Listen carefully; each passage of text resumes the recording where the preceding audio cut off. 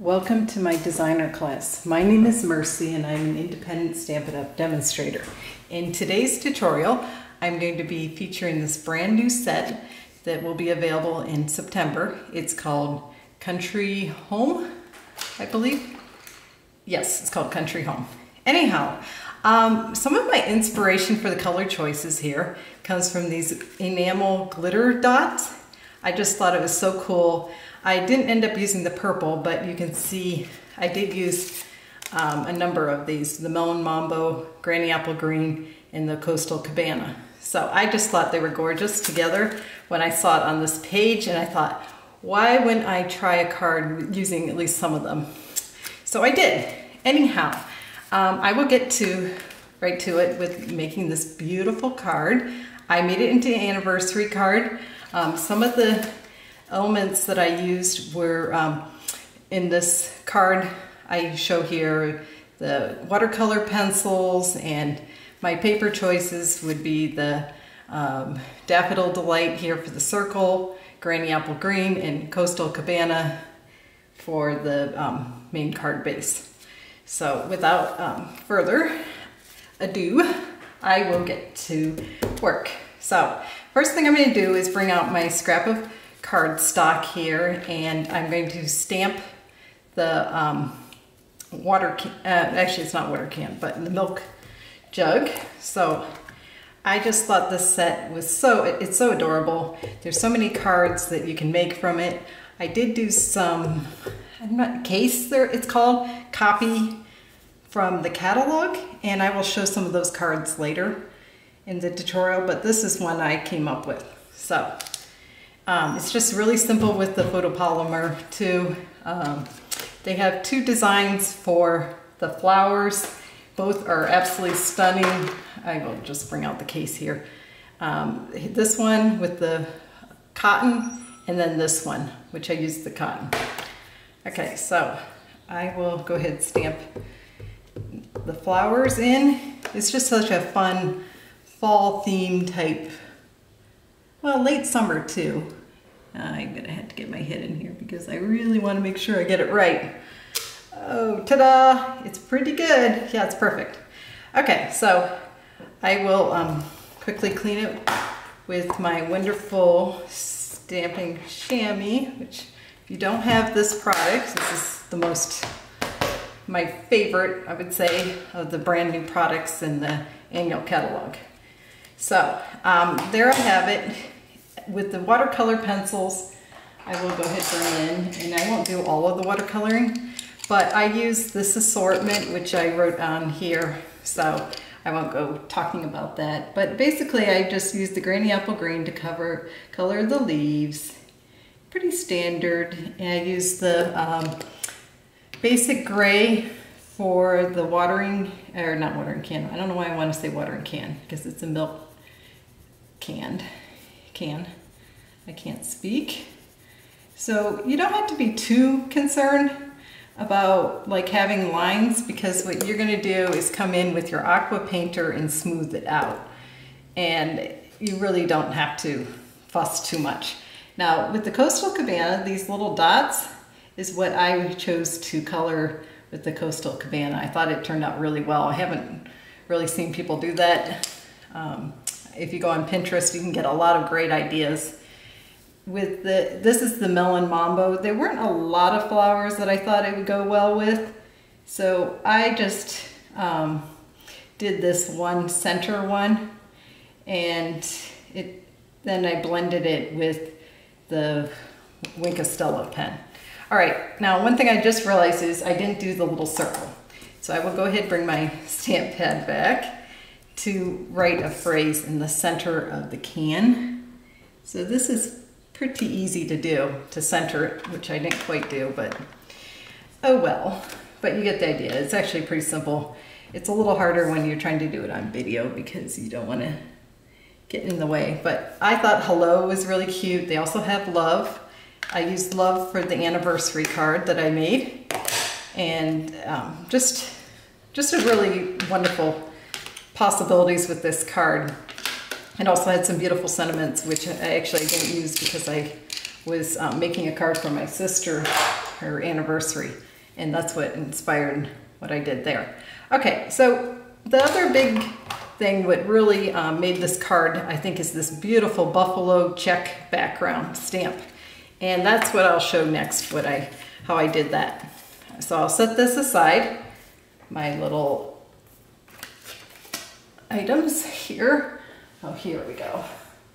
Here's a little, to help me get set up here. Okay, so the cardstock I have ready to go here. I did go ahead and score it, and I put it here so that I do not go over, wrap around the back side. So to ink it up, I have it on actually the door for the Stamparatus. I didn't use the Stamparatus because I was a little concerned, since this is directly on the card base, not on a single background sheet, that I thought this actually worked a little better. But you can use these doors just like a block, and they work quite well that way. Honestly speaking, I don't have the largest block yet. I think I will invest in one, but if you don't have it but do have a stamping tool, you can use the door to do that, accomplish that. Okay, so I have it all well inked up. I'm just gonna flip it over, and I'm gonna try to kind of center this. This is a little tricky, and I really want to take some time to really press down and make sure that I get a good even coating all over. And let's see, the moment of truth. Oh, it looks pretty good. Okay, I could have done a little better here pushing down. As you can see, I have some ink left, but it's not bad. This is fairly forgiving stamp background, so I'm not too concerned about that. Okay, so after that, I would just recommend getting your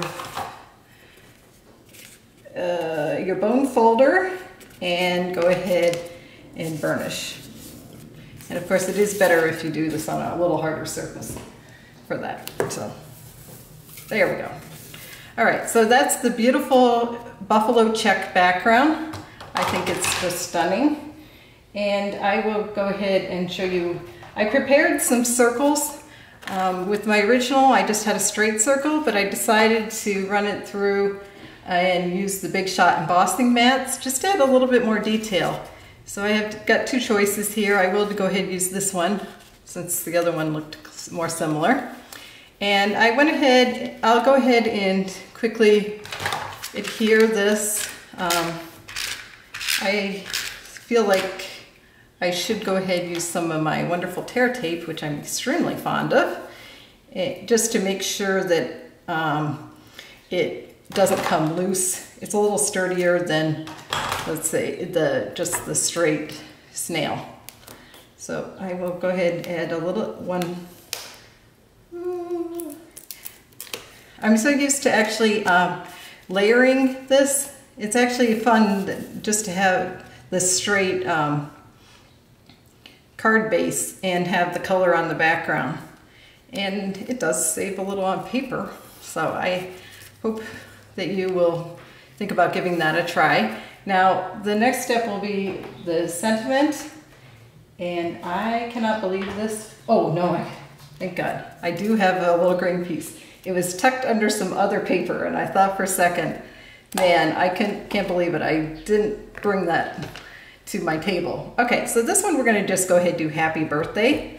I do need more happy birthday cards. Oh, first I'll go ahead and use the triple banner punch just to flag this. Since my flag is facing that direction, that probably would be a good idea. Okay, it's just so easy to use that triple banner punch, and I use it all the time. I love it. It is worth the investment. I wondered, you know, because you can flag things on itself with the scissors and so on, but it's much more exact, if you will. Okay, so I have this now prepared, and the only thing I want to make sure is that I'm not going to, it's not going to be too long for what I want, and it is a little bit, so that is just a simple solution. I'm just going to come in and cut off a little. It's not going to show, so I'm not too concerned about making sure it's straight. And I'll just go ahead and add this now using my tear tape, which is right in front of me, but of course I'm looking. You ever have that issue? You're like, where is it? Where is it? And it's really right there, literally. Okay, so I will go ahead and add some tear tape and put this down. Now I want to position it just so it kind of has it's centered but kind of a little bit on the lower side of the center, if that makes sense. Okay, so there we go. And I've gone ahead and completed one coloring, etc. with the watercolor pencils, and I use Wink of Stella to blend for the flowers, and I use the aqua painter with plain water to blend for the can. It would be interesting to have that shiny though. It is a thought to sometime try that too. But for now I wanted to have the flowers as the focal part of the image, then the can, the milk can. So sorry, this takes just a little bit to get all the dimensionals. It probably wasn't necessary to do this much, but I want to make sure that they really pop up and stay up. I would need to have some sagging. Okay, so I'm just definitely a person that does some things a little overkill. I don't know about you. All right, this is just an adorable card, I think. I think anyone would be really happy to get it as could be a birthday card, anniversary, any all occasion cards you can make with this. The last thing I'm going to do now is go ahead and add the bow, and I will add an enamel, bring in my enamel dots again and add one of those. You could add more than one, but I just have one. I think it doesn't need a ton here. This is supposed to be sort of a simple card and also show off that plaid background, the buffalo plaid, which I think is going to be extremely popular background stamp, and I hope that they carry it over, you know, next year for the annual catalog, which I think it's a good chance of that. So we'll see though. I have no inside information on what Stampin' Up decides. Okay, so there we go. This time, just to mix it up, I'm gonna just add well, actually I'm gonna add a pink one. Well, no, I can't decide. All right, green it is. I love this Granny Apple Green. It's just amazing. It's absolutely beautiful. And I'll just go ahead and add it here like I did previously. All right, well, if you enjoyed this video, please give me a thumbs up and consider subscribing. I will also, before I stop this video, I will show you some of the other cards I came up with. But quickly, I'll bring these two back so you can see how you can make it an anniversary, a birthday. There are a lot of possibilities, and it is just stunning, this whole set. Okay, so here are the cards that I also, and as I was saying, some of these cards I did pretty much copy from the catalog, and I thought that was a fun activity actually, and challenging. I changed things a little bit, like here I used the lovely label cut in half with the designer paper to make this kind of border here. This is the chicken wire that's also offered. In the background here is tin and tile, which is a fantastic one. All right, with this card, I use the blended season frame, and for the background here, I use the swirls. I think it is swirls and, I want to say swirls and twirls, but that's not correct.